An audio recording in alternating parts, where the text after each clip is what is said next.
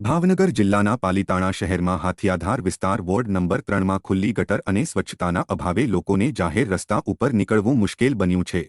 પાલિતાણાના ward number 3માં માત્ર ખુલ્લી ગટર નહીં પરંતુ પીવાનું પાણી પણ દૂષિત આવતું હોવાને કારણે લોકોમાં રોષ જોવા મળી રહ્યો છે। આ સાથે ડ્રેનેજના પાણીમાંથી વિદ્યાર્થીઓ સહિતના લોકો પણ પસાર થવા મજબૂર બન્યા છે। તમામ પ્રકારની અસુવિધા વોર્ડ નંબર 3માં ઘણા લાંબા સમયથી હોવાનો સ્થાનિકોએ આક્ષેપ કર્યો છે। સ્થાનિકોનું કહેવું છે કે રોગચાળો ફેલાય તે પહેલા સમસ્યાને દૂર કરવામાં આવે, જો કે અનેક વખત અધિકારીઓને રજૂઆત કરવા છતાં નિરાકરણ આવ્યું નથી।